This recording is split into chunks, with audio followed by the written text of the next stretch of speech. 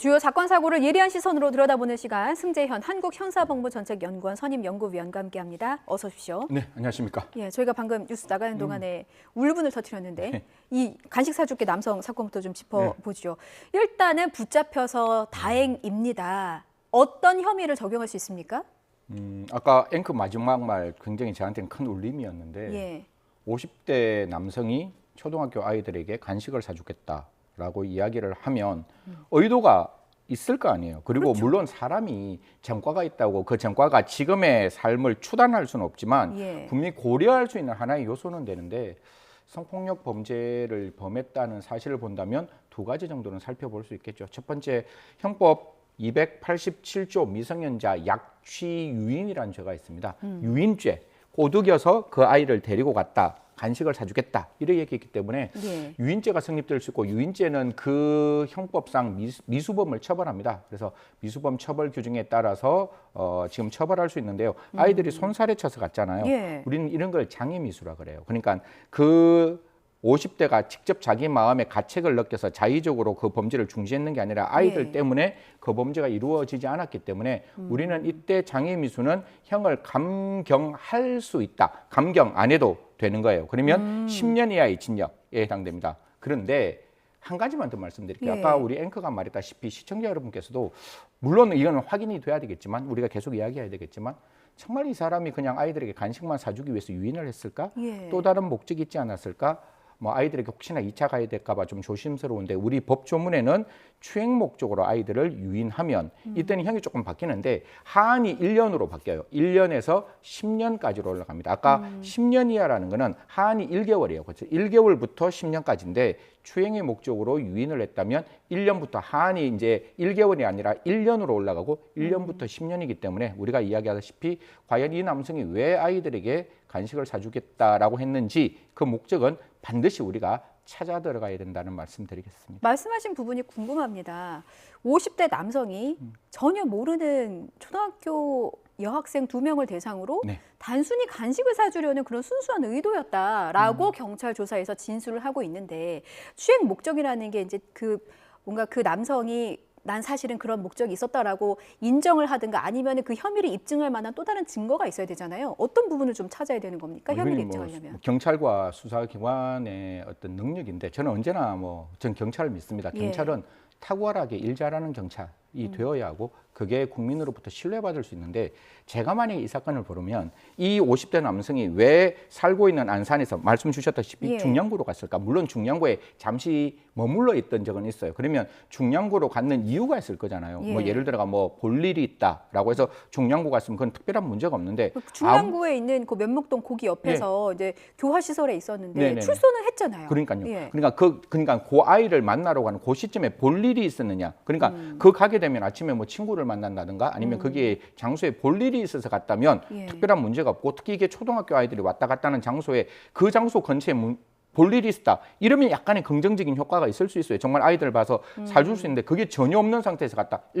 의심할 수 있는 거잖아요. 그리고 그 주변을 CCTV 굉장히 많잖아요. 저는 좀 꼼꼼하게 촘촘하게 좀 찾아보세요. 그러면 이 남성이 돌아다니는 모습, 흔히 말해서 포식자의 모습이 보이면 아이들을 찾아서 아이들에게 뭔가 하려고 A에게 접근했다가 B에게 접근했다가 C에게 접근했다가 다시 돌아와서 그 장소에 왔다든가 그럼 분명히 목적이 있는 거잖아요. 혹시 가만히 서서 지켜보는 것도 가능하죠. 유인 목적으로도 볼 수 있습니까? 그러니까 이걸 좀 죄송한데 아이 부모님들이 이걸 보고 계실까 봐 예. 그 타겟팅이라 그러잖아요. 내가 원하는 아이를 꼬드길 수 있는 그런 사람을 찾아가는 모습이 있으면 저는 분명히 문제가 있다라고 생각을 하고 제가 이제 그 미성년자 성추행 했던 사람들하고 이렇게 기록들을 보면 그 사람들은 어떤 데 자기의 희열을 느끼는가 하면 아이들을 이렇게 보는 것만으로도 희열이 있는 거예요. 아이고. 그리고 아이들이 횡단보도 지나가잖아요. 그럼 아이한테 이렇게 하는 게 아저씨가 내가 횡단보도 위험하니까 손잡고 갈래? 아저씨 손잡아. 그 손잡는 게 그 사람들에게는 진짜 성적 판타지가 해결이 되는 거예요. 그래서 저는 미성년자에 대한 성폭력 범죄를 저지르는 사람들이 아까 법무부에도 제시카법이 만들어지고 있는데 저는 좀 적극적으로 성폭력 범죄자, 특히 미성년자에게 성폭력했는 사람들에 대해서는 국가가 조금 더 특단의 조치를 취하는 게 필요하지 않을까. 그냥 내버려 둔다는 거는 진짜 우리 아이가 언제 어디서 누구에게 그 성범죄자들에게 노출되고 우리는 우리 아이가 성폭행을 당한다는 걸 모르는 상태에서 그 성범죄자들의 성적 판타지를 해결해 줄 수가 있기 때문에 이런 부분 조금 더 꼼꼼해져야 되지 않을까 그렇게 말씀드리겠습니다. 정말 절로 험한 말이 나올 수밖에 없는 상황이네요. 방송이니까 참습니다. 이 정황은 어떻습니까? 어린이들이 너무나 기특하게도 손살에 치면서 거부를 했고 학원으로 도망을 갔어요. 그래서 이제 학원 원장님이 경찰에 신고해서 붙잡히게 된 건데 이 남성은 범행에 실패하자 네. 지하철로 도망을 갔습니다. 근데 정말 순수한 의도였다면 굳이 도망갈 이유가 있었을까? 그러니까 지하철로 뭔가 피신을 하고 도망을 했다는 정황 자체도 범행을 입증하는데 어떤 뒷받침할 근거가 되는 겁니까? 뭐 우리는 흔히 말해 사람이 하는 행동에는 저는 분명히 의지적인 행동이라고 생각합니다. 제가 이렇게 방송할 때도 말 한마디도 머릿속에서 생각해서 말을 내뱉는 거잖아요. 예. 그리고 혹시 거친 말을 하면 안 되기 때문에 그 말을 정지하고 있는데 사람이 아무런 문제가 없으면 아이에게 정말 선한 마음으로 아이들이 그 간식을 사주려고 했으면 간식을 사주려고 했으면 도망갈 이유 없죠. 다시 돌아갈 이유가 없잖아요. 예. 그러니까 그 안에서 볼일 다 보고 천천히 가면 되는데 지금은 다시 거주지인 안산으로 가는 모습들이 보이고 그 안에서 지금 체포된 모습이 보이기 때문에 예. 사실상 앞뒤의 행동, 적어도 그 행동이 문제가 없었으면 다음 행동을 할 때 다른 행동을 했을 건데 바로 지하철을 타고 집으로 돌아갔다는 것도 분명히 우리가 찾아봐야 되고 그 이유가 뭔지를 분명히 조사해야 된다라는 말씀 드리겠습니다. 예. 안산으로 거주지를 옮기기 전에요. 저희가 앞서 잠깐 언급을 했습니다만 그 서울 중랑구에 있는 면목동에 있는 교화시설, 네. 중랑구에 있는 교화시설에 머물렀습니다. 근데 이 말은 이 지역에 대해서 잘 알고 알죠. 있다. 예. 그러니까 뭐 지리적으로나 어떤 어느 시간대에 뭐 학생들이 어디를 자주 지나다니 이거 다 알 수 있는 거잖아요. 이런 부분들도 혹시 뭐 범행을 우리는 입증하는 도움이 계획 됩니까? 그러니까 이거는 이제 형을 가중시키는 거예요. 예. 그러니까 아까 같이 그냥 우발적으로 어떤 범죄가 일어났으면 그 범죄의 어떤 차단형 범위 아까 미성년자 약취인이면 1개월에서 10년까지 가능하다 그랬잖아요. 그러면 예. 문제가 만약에 계획성이 없으면 그 사이 범죄에서 약간 중간 밑으로 갈 수 있는데 자기가 아는 지역 흔히 말해서 내가 알 수 있는 지역에서 아이들이 어디 있다는 걸 알고 계획적으로 아이들에게 접근하려고 갔다면 분명히 계획성은 당연히 형을 올릴 수 있는 거죠. 만약에 그냥 미성년자 약취 위인으로 가더라도 형은 10년 위로 올라갈 수 있는 분명히 형을 가중시키는 양형인자가 될 수 있으니까 왜 갔는지 아까 제가 말씀드렸잖아요. 볼일로 갔으면 문제 없지만 정말 아이를 찾기 위해서 자기가 아는 장소에서 아이들을 지켜봤다면 아니면 따라갔다면 이건 계획성이 있어서 분명히 형을 가중시켜야 되고 아까 그 뉴스에도 나왔지만 구속 좀 적극적으로 좀 고민하십시오. 이런 사건에 있어서 뭐 그냥 아이 찾아갖고 미수범이니까 뭐 구속 뭐 이게 가능할까 범죄의 중대성이 없다 이러지 마시고 저는 검찰도 경찰도 검찰도 제대로 좀 미성년자 보호한다는 의미에서 따끔하게 구속영장 청구하시고 법원도 이런 사건에 대해서 우리의 아이들이잖아요. 우리 아이들이 그러한 어떤 손사래를 쳐서 뒤에 우리가 생각하기 싫은 일이 발생은 했지만 가능성이 있었으니까 좀 범죄의 중대성 보고 이런 사건에 대해서는 좀 엄정하고 엄혹하게 사건을 좀 들여다봐 주시기를 좀 부탁드린다라고 말씀드리겠습니다. 승 의원님, 잡고 나서 이 사람이 42범이라는 게 밝혀졌잖아요. 근데 50대인데 42범이면 뭐 이렇게 뭐 솔직히 얘기해서 밥 먹듯이 네. 범죄를 저질렀다고도 볼 수 있는 거고 성범죄 전력도 있고 폭행, 상해 이 같은 전력이 있습니다. 신상정보 등록 대상자이기도 해요. 근데 이런 사람이 이렇게 버젓이 돌아다녀도 되나라는 어떤 걱정, 이게 학부모로서의 마음일 것 같은데 어떻게 보세요? 뭐 그래서 뭐 지금 제시카법 아까 이야기도 했지만 예. 대한민국에는 두 가지가 있습니다. 하나는 출소자의 인권을 어떻게 보장할 것이냐라는 측면과 과연 그 사람에게 재범의 위험성을 어떻게 막을 것인가에 대한 그냥 사회 공공의 안전이라는 두 가지의 법익이 있는데 적어도 2020년 전후까지만 하더라도 그 피고인 출소자의 인권이 훨씬 더 중요했기 때문에 예. 사실 그 사람이가 우리가 할 수 있는 거는 전자발찌를 채우고 보호 관찰을 하고 신상 공개를 하고 신상 공개에 대한 고지를 하고 정말 예외적으로 성충동 약물 치료까지 할 수 있는데 성충동 약물 치료 빼버리면 이 네 가지로는 성범죄의 재범을 막을 수가 없어요.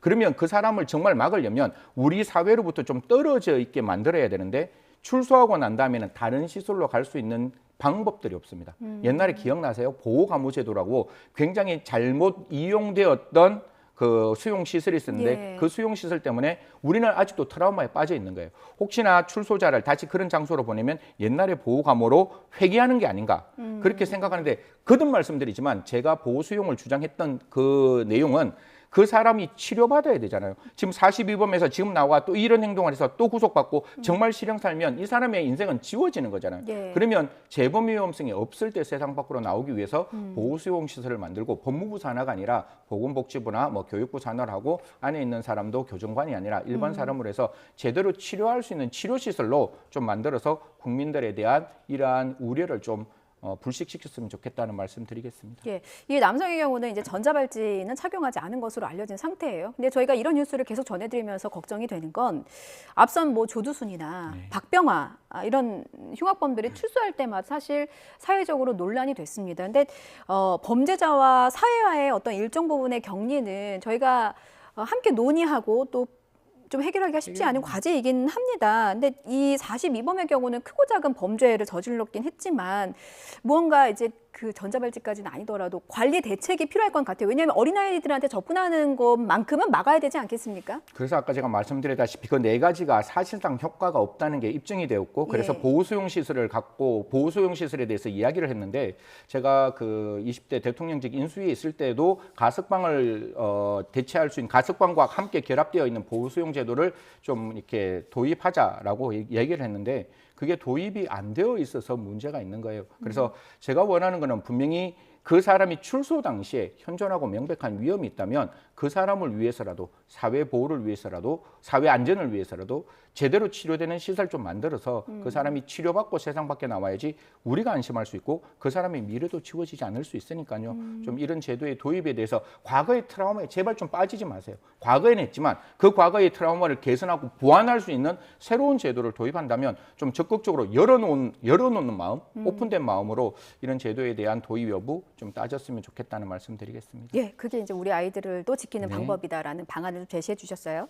다음 주제 보겠습니다. 마약 판매 조직 검거 소식입니다. 대구 경북 지역에서 필로폰과 대마초 등의 마약을 공급해온 유통 조직이 적발됐는데 청소년에게까지 마약을 필로폰을 공급했다고 합니다. 이게 사실입니까? 사실 이 9명인데 8명은 구속 기소했어요. 그 예. 피해 그 미성년자 18세 제일 처음에 필로폰을 했을 때 18세만 이제 불구속 기소를 했는데 예. 그 안에 보면 뭐 시청자 여러분 다 남성이라고 생각하시겠습니까? 아닙니다. 그 안에 여성들도 굉장히 많고 나이 20대도 분명히 존재를 합니다. 그런데 이 사건이 저한테 충격적으로 와닿았다는 거는 예. 그 미성년자인데 마약을 파는데 이미 알던 지인들이었는가 봐요. 그래서 휴대폰으로 마약을 팔면서 어떻게 했는가 하면 예. 마약하는 모습 이게 참 좀 조심스러운데 마약하는 모습을 보여주는 거예요. 실제로 예, 실제로 제가 눈앞에서 그래서 이 마약하면 이런 상황이야. 너 한번 마약 해볼래? 호기심을 그렇죠. 유발하기 위해서. 저는 모르겠습니다. 이게 청소년이 우리 마약상들한테 제가 다시 한번 말씀드리는데 청소년에게 마약을 팔면 특히 향정신성 의약품을 팔면 그게 영리 목적이 있으면 분명히 말씀드립니다. 사형, 무기 10년 이상의 형으로 처벌받을 수 있습니다. 우리가 지금 무기형이라고 이야기하는 것은 그 미성년자에게 흔히 말해서 마약을 수수했을 때와 그다음에 향정신성 의약품과 그다음에 나오는 임신 마약류에 대한 매매가 조문에는 들어와 있는데 그 매매를 팔았을 때 미성년자 팔았을 때 그때는 무기까지 가능한데 무기 또는 5년 이상인데 영리 목적이 있으면 우리나라에서 가장 무서운 형인 사형까지 할 수 있으니까요. 예. 이건 절대로 이런 행동 하시는 것 아니라고 보고 이번 사건을 기화로 정말 따끔하게 청소년에게 마약을 파는 사람들은 어떻게 처벌받을 수 있는지 대구 검찰청에서는 제대로 수사하시고 법원에서도 이 사건을 좀 엄중하게 들여다봤으면 좋겠다. 더 이상 청소년이 마약에 노출되는 것은 없어야 하겠다라는 말씀드리겠습니다. 검찰도 강력히 대처할 방침을 밝혔어요. 미성년자 마약류 제공 시에 최대 무기징역까지 구형할 수 있도록 가중처벌 조항을 적용할 방침이라고 하는데 이게 실제로 무기징역 선고까지 가능할지가 궁금합니다. 이게 검찰이 구형한다고 해서 뭐 선고가 그렇게 또 나오는 건 아니니까요. 제가 여기에서 꼭 한 말씀 드리고 싶은 게 예. 양형위원회 이번에 이제 양형위원장님도 바뀌셨는데 양형위원회가 만들어 놓는 그 앞에 있는 명칭이 국민의 건전한 법 상식을 반영하는 거예요. 법 감정을 반영하는 거예요. 그럼 국민의 법 감정을 대표하는 사람 누구겠습니까? 국회가 만들어 놓은 입법이에요. 입법이 국민들이 생각하고 있는 법 감정이잖아요. 그런데 양형위원회에서의 양형 기준은 판사님들이 기존에 판결을 했던 선고 형량을 기준으로 양형 기준이 만들어져요. 그래서 아까 말씀했다시피 우리 법에는 미성년자에게 향정신성 의약품과 그다음에 임시 마약류를 매매를 하면 제가 아까 말씀드렸다시피 무기 또는 5년 이상의 징역이고 상습으로 미성년자에게 마약을 주고 영리 목적으로 마약 주면 사형 무기 10년 이상인데 여기 예. 결론입니다. 우리나라 양형 기준에서 미성년자에게 영리 목적으로 상습으로 마약을 판다 할지라도 최고 형량이 나오는 게 14년밖에 되지 않습니다. 9년에서 13년이 최고형이니까요. 법정형에 비하면 너무 낮은 형이 나올 수밖에 없고 검찰이 아무리 강조해봤자 양형 기준은 14년이니까요. 맥스 나오면 14년 정도의 형량밖에 될 수 없으니까 이 내용 좀 바꾸어 주시기를 부탁드리겠습니다. 이 일당이 적발된 계기가 18살 여고생이 이제 마약 투약 혐의로 경찰에 적발되고 이 사건을 이제 검찰에 송치를 했는데 검찰이 이제 여학생이 휴대폰을 압수해서 보다 보니까 이게 정황이 이상하다. 수사를 해서 이 일당이 잡히게 된 거거든요. 그럼 일단 이 18살 여학생은 미성년자인데 처벌이 가능합니까? 지금 이제 우리 이게 시한부 기소 중지라는 개념을 쓰는데 이 미성년자가 이거는 이 미성년자를 위함도 동시에 아까 제가 말씀드렸잖아요. 그 8명 사람들에게 어떠한 죄명을 적용할 수 있느냐. 미성년자에게 상습적으로 마약을 투약하면 아까 말씀드렸다시피 사형 무기 10년 이상이에요. 그러니까 이 미성년자에게 시한부 기소 중지를 해서 정말 얼마만큼 중독이 되었는지를 확인하는 거예요. 예. 확인을 해서 어떠한 형을 적용할지를 지금 판단하고 있는데 저는 그렇게 생각합니다. 이 피해 여성이 미성년자가 정말 하는 수 없이 예외적으로 마약을 투약했다면 치료 처우를 해주시는 거고 그게 아니라 같이 공범으로 적극 가담했다면 처벌을 받을 수밖에 없는 상황이라고 말씀을 드리겠습니다. 예. 위원님 짧게요. 이 일당의 수법을 보니까 참 악질 중에 악질이다 이런 생각이 들었어요. 왜냐하면 어린 나이인 학생에게 호기심 유발하고 중독시키고 판매시키고 뭐 유통하는 과정에 이제 동행하게 하면서 이런 수법이 혹시나 암암리에 우리나라에 퍼져 있다고 보시는지 이게 좀 아이들이 많이 위험에 노출되어 있는 저는 상황인 것 100% 같아서요. 노출될 수 있다고 생각하는 게 마약상이면 아까 제가 말씀드렸잖아요. 미성년자가 제일 중요한 자기의 판매처가 되는 거예요. 왜냐하면 한 번 중독이 되면 그로부터 나이 50, 60, 70까지 계속 마약을 시킬 수 있기 때문에 흔히 말해서 연예인과 미성년자는 마약을 파는 사람에게 가장 매력적인 타겟팅이 될 수 있으니까요. 이런 부분에 있어서 아까 말씀드렸다시피 투약했는 사람은 일정 부분 치료를 해야 되겠지만 정말 공급자는 악소리 날 만큼 강하게 처벌하는 게 필요하다. 이번 사건 저도 끝까지 한번 지켜볼 테니까요. 어떠한 형벌이 나오는지 어떠한 법규를 적용하는지 같이 함께 시청자와 같이 들여다봤으면 좋겠다는 말씀 드리겠습니다.